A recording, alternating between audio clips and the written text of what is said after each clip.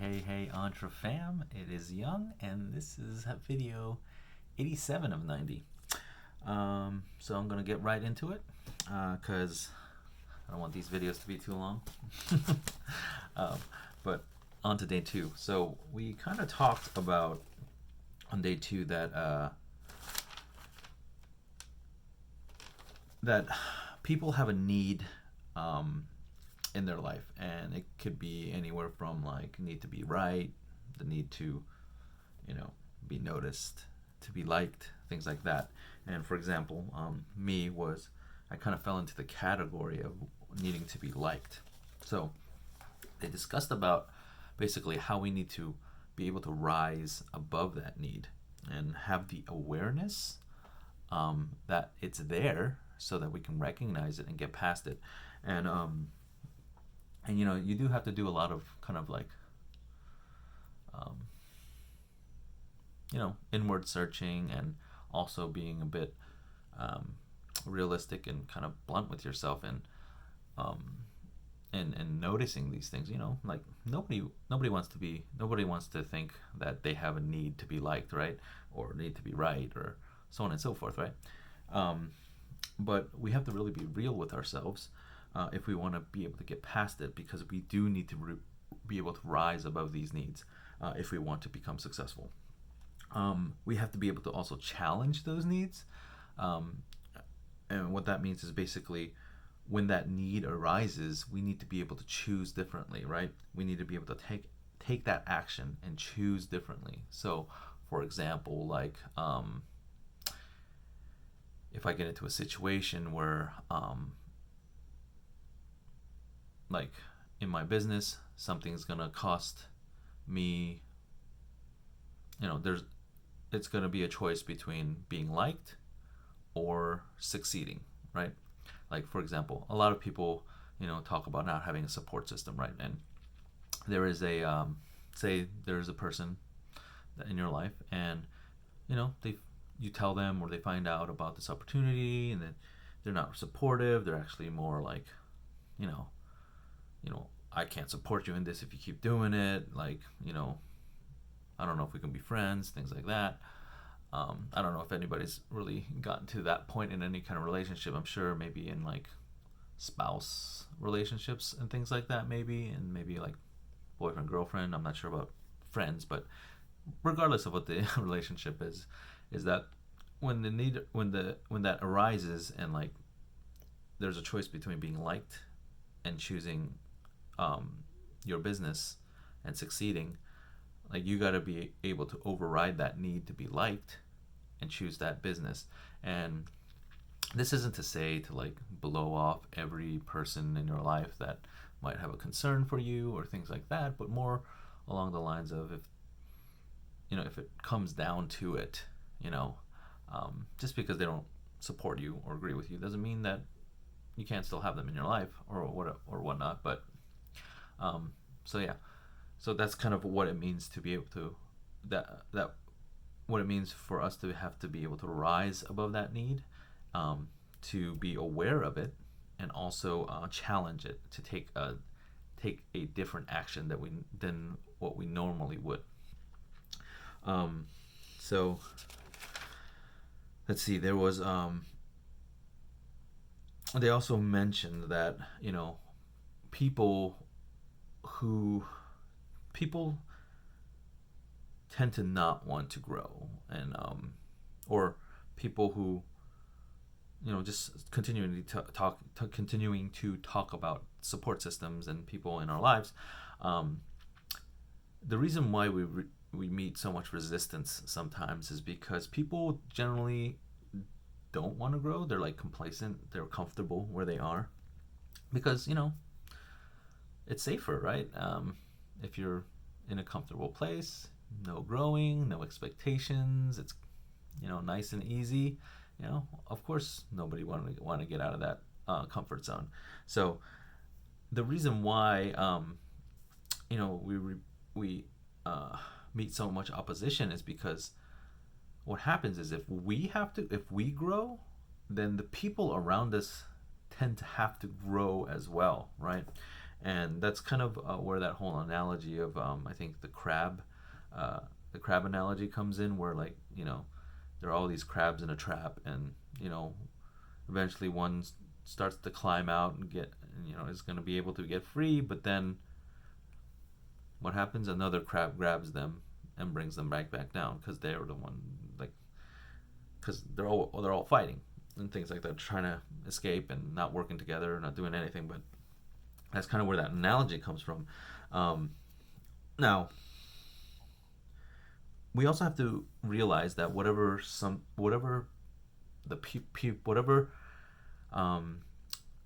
things that people are going through, we have to know and realize that those things are real to them. Whether it may seem trivial to us or whatnot, they are real to them, right?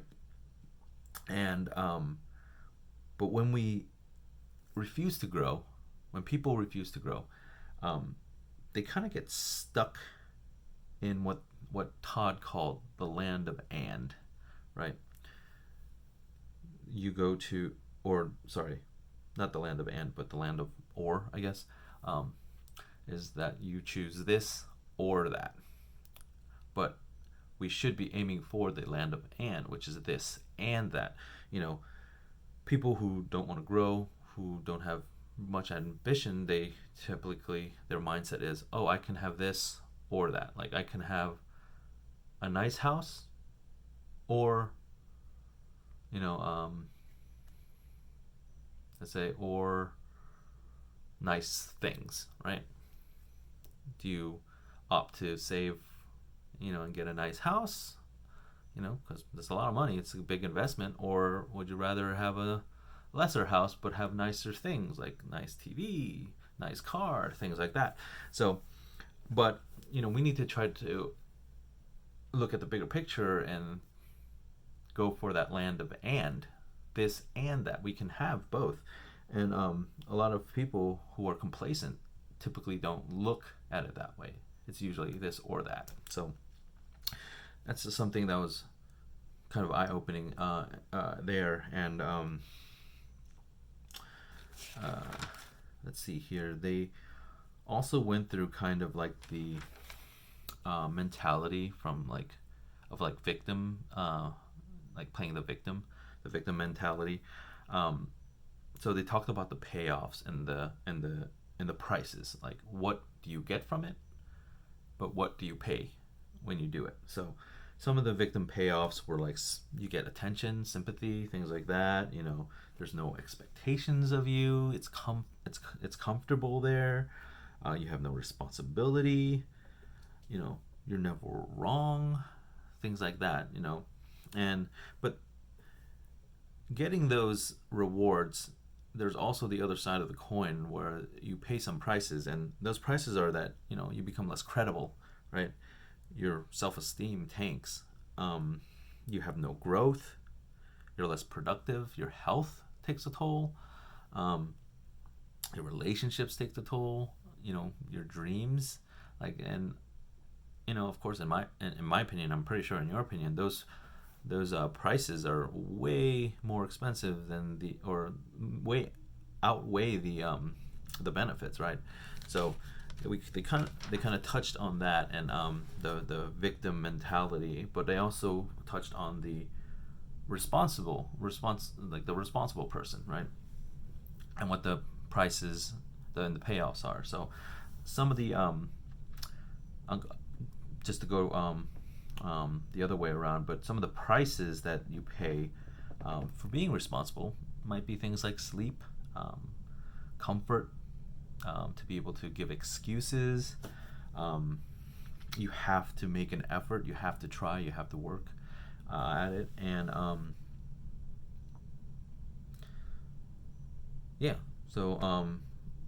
and like ego, right? You're not going to become, you can't be egotistical in the responsibility side.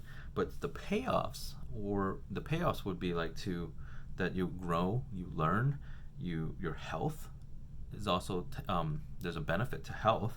You have a lot of ownership, your self-esteem increases, you gain, and these last two are, I think, the the top two reasons or top two payoffs of being responsible is that you get choice, right? You're able to choose what you want and things like that. You get choice.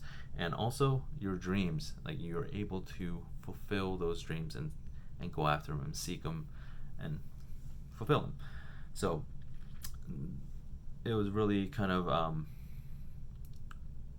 great to go through both of those to kind of see those two different mentalities and how that can really help and pay off in terms of us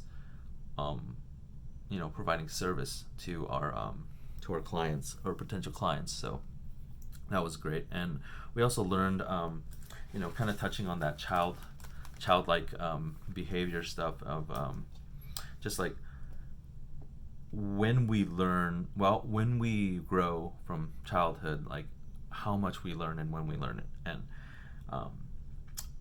these numbers, I think, are kind of the more general numbers. There's different studies that might say different things, but generally it's around this. But they say that from the ages of 0 to 4, that you learn basically 50% of everything you're gonna kind of learn, right? And from 4 to 8, that you'll learn the next 30% of things that you will learn. And from 8 to 18 is 15%, another 15%, and what is remaining is 5% left for the rest of your life that you're going to kind of learn. And what would you say the good news is from this, right? The 5% remaining. And some people might say the good news is that there's still 5%, right? We can still use that 5% to learn different things the way we want it. But the actual good news is that we can actually change these numbers in a sense. Like, if we think about it, when we learn all these things, they're kind of tied to significant events and things like that. Now, if we can learn things by them being linked to significant events, we can actually relearn things when they're tied to significant events as well. So that's really the good news about this, about these things, is that we can relearn all these things and kind of like change the numbers around in terms of percentage, right? So that was also something that was very, I guess, encouraging. Hopeful that we could really do that and learn from that. So, and lastly, they talked about kind of like this realm of now and the realm of meaning. So the realm of now would be kind of like an event that happens, right? And then the realm of meaning would be kind of the story and what comes, what meaning we find in that event, right? So they talk about us humans, people, that we are powerful manifestors. Like the story we tell, whether it be fact or fiction, will become real, right? So, who's experienced that, sometimes we might tell a story, right, that might not be 100% true, but the more and more we tell it, the more and more it becomes real, even to us, up to a certain point. Well, we'll eventually forget about what actually happened, and that actually becomes the real story, right? So, but when the story that we place in is fiction, is kind of not true, it isn't lining up with who we are and things like that. So these stories we place in our lives, like, they kind of become real, they become manifested. But the more untrue something is, the longer it'll take, and kind of it'll be more kind of a shaky transition into becoming in becoming manifested. So but if the story that we place in this event is true, is a fact, then it becomes more immediate. It solidifies and becomes more immediate. So like, if we tell a story about an accomplishment and we kind of embellish on it, it just doesn't really translate well, and it will eventually kind of become your story and stuff, but you'll have that kind of there, and like it'll tug at you, and you'll know that you're like not telling the whole story and stuff like that. But if you tell an accomplishment as it is, and you don't embellish, you don't do anything like that, but you tell your accomplishment, like it solidifies and it becomes manifested in you, and where immediately you immediately see the results of self-confidence and things like that. So yeah, and one last thing is that they say that Todd says that we can rewrite our story because we are the author. Okay, so with this whole story and fiction thing, it even has to deal with negative and limiting beliefs. Like nobody comes into this world being dumb. Like nobody comes into this world like being, all these limiting beliefs of being dumb. What we tell ourselves, oh, I'm so dumb, I'm so stupid, like I'm not important, things like this. And it even attributes it to this kind of stuff. Like when we say that stuff, and that becomes our story, that's fiction, right? Say, we're humans, we make mistakes, right? But say there's a event that happens, and we get bullied or teased and stuff, and that becomes our story, right? And it becomes manifested in us, and that's how we can really get down in the kind of like valleys of our self-esteem, where we continually say that we are not worthy, not loved, not enough, things like that. But once we finally able to say kind of like the story that's true, that we are worthy, that we are capable, we're smart, we're enough, things like that, when it's a fact, then that's what becomes, that becomes manifested quickly, and it kind of solidifies within your life. And not to say it doesn't take work. I'm not saying like if you say, oh, I'm worth it, like you're cured after years of depression or whatever. But what I'm saying is, like, when you keep telling yourself, because you've been telling yourself you were dumb for probably years, right? But when you keep telling yourself the truth that you are worthy, it doesn't take nearly as long for you to start believing that. But of course, you have to keep doing that work. Okay, so that was something that was really, hit home to me, and how I can really use that and explain that to my potential members, clients, and things like that in the future, to really help them to really build that self-esteem, build confidence within them. So that was great. And lastly, I think I already said lastly for the other thing, but this is the last one, which I thought was great.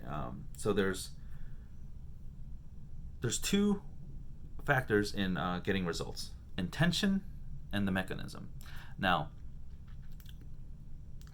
these are two things that usually are the ingredients to getting results. So we did an exercise with this, and basically we were asked like what percentage of each we thought equaled results, right?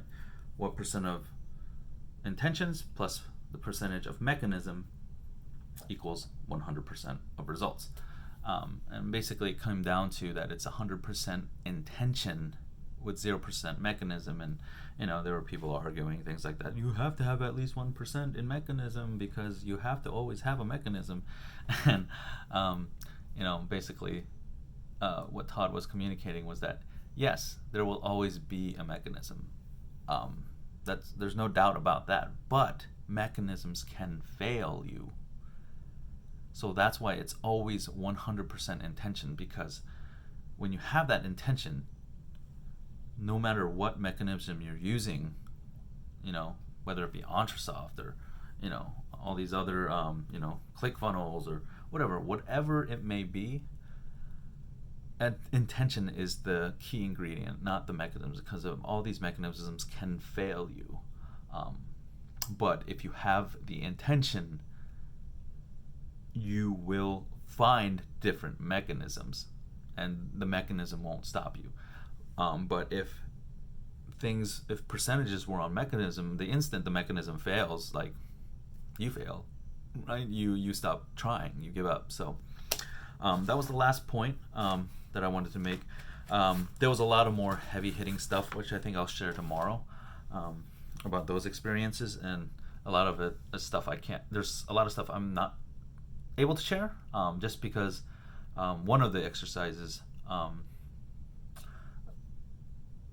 just Todd asked us not to, just because it would really diminish the effect it would have if somebody were to go through it. So, and a lot of people, I can see why a lot of people who go through the event don't talk more about stuff like this. Not because it's all hush hush or whatever, but the experience they have, it doesn't translate well. Like, I'm telling you all this stuff, but it comes coming out more of like, oh, this is this, that is that, this is a fact, this is, things like that. But to actually go and experience it is totally different. And it's like, the best thing I can relate it to is if I was telling you of my experience at Disney World, right?